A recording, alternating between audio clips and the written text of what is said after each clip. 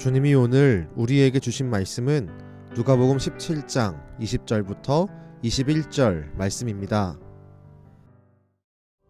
바리새인들이 하나님의 나라가 어느 때에 임하나이까 묻거늘 하나님의 나라는 볼 수 있게 임하는 것이 아니요 또 여기 있다 저기 있다고도 못하리니 하나님의 나라는 너희 안에 있느니라.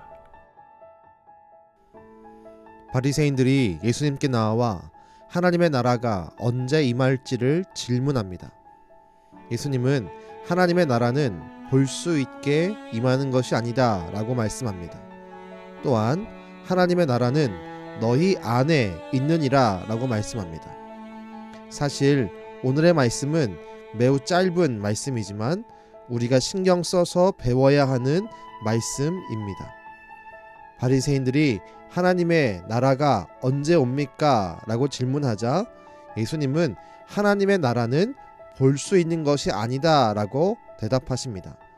이 말씀의 의미는 하나님의 나라는 인간이 어떤 표적들을 주의 깊게 관찰해서 그 정확한 시기를 알 수 있는 것이 아님을 말씀한 것입니다. 동시에 예수님이 하나님의 나라는 너희 안에 있다 라고 말씀하신 것은 이미 하나님의 나라가 시작되었다란 의미입니다. 하나님의 나라는 삼위일체 하나님이 통치하고 다스리는 나라입니다. 그런데 지금 바리새인들 앞에는 삼위일체 대신 예수 그리스도께서 오셨습니다. 예수님은 이 땅에 오셔서 사람들을 치유하고 귀신들을 쫓아내며 죽은 자를 일으켜 세우는 기적을 보였습니다.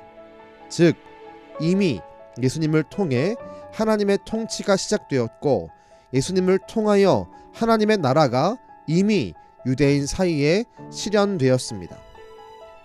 그러나 바리새인들은 여전히 예수님으로부터 시작된 하나님의 나라를 보지 못하고 알지 못합니다.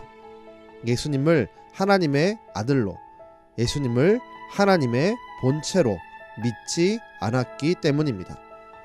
예수님을 구원자로 믿지 않았고 삼위일체 하나님으로 인정하지 않았습니다. 그러니 바리새인들은 이미 시작된 하나님의 나라를 보지도 경험하지도 못한 것입니다. 이 말을 바꿔 말하면 우리도 마찬가지입니다. 우리가 예수 그리스도를 믿음으로 영접하여 나의 구원자이심을 인정하고 나의 창조주 하나님으로 인정한다면 이미 우리에게 하나님의 나라가 시작된 것입니다. 우리의 삶에 하나님 나라의 통치가 이루어졌고 우리가 예수님의 이름으로 기도할 때 성령의 역사를 통해 우리의 삶에 하나님의 다스림이 하나님의 나라가 펼쳐지고 있는 것입니다. 그 증거가 무엇입니까? 우리가 그 어떤 상황에서도 믿음을 잃지 않고 주 안에 감사하며 기뻐하며 주님과 동행하는 임마누엘의 은혜를 경험하는 것입니다. 환난이 와도 두렵지 않습니다.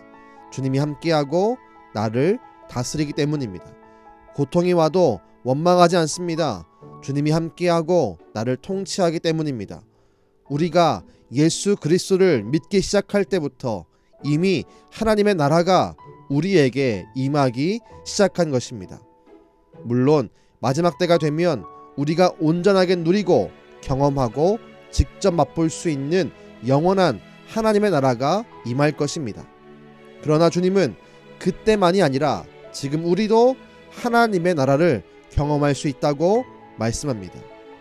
이 땅에서 하나님의 나라가 내 삶에 이루어지는 것을 경험한 자가 당연히 영원히 이루어질 완성된 하나님의 나라를 더욱 갈망하지 않겠습니까? 믿음을 가지고 하나님의 통치를 구하고 갈망합시다. 우리의 삶의 마지막에 결론적으로 임하게 될 하나님의 나라를 지금 이 땅에서 먼저 누리고 맛보는 은혜를 누리게 될 것입니다. 기도하겠습니다. 주님, 오늘 말씀을 기억하며 우리가 지금 이 땅에서 먼저 하나님의 나라를 경험하고 누리기를 간절히 소망합니다.